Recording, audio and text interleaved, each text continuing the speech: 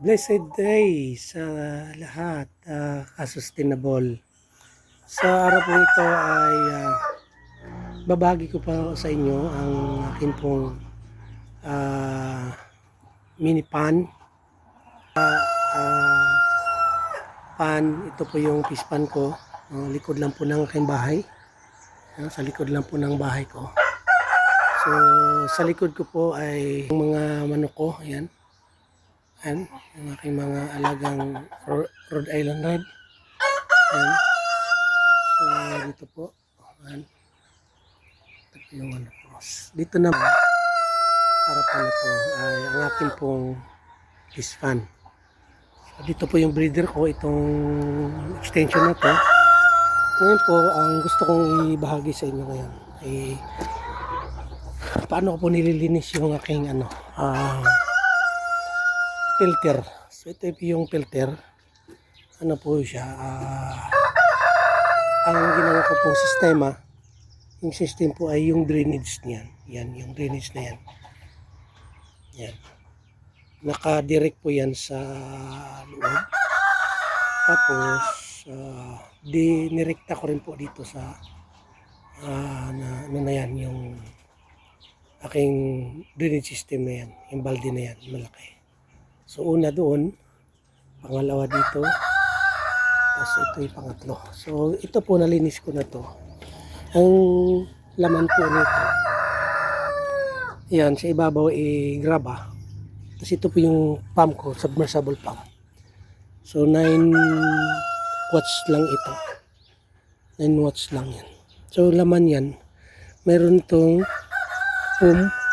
may mga tela at may mga uling. At yung may mga din yung net gaya po nito yung ginamit ko. So yung so yung ipangalawa ko, ganito po siya karumi.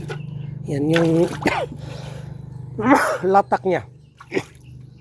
Ginawa ko, lininisin ko siya itong mga foam, kayong tela. Tapos may mga uling din. Ito uling ito. Para ma-minimize yung amoy. Tapos yung net. So, ayan po, ipakita ko sa inyo yan. Lilinisin ko siya sa ilalim nito kasi may mga ito yung pinakalatak niya. So, yung ilalim niya is graba. May mga bato rin na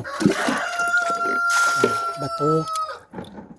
Kasi bato na iniipit ko yan sa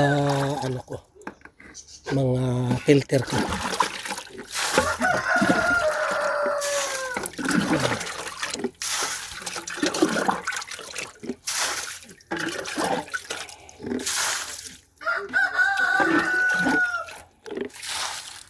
So, ilalim po nito yung bato, yung mga graba.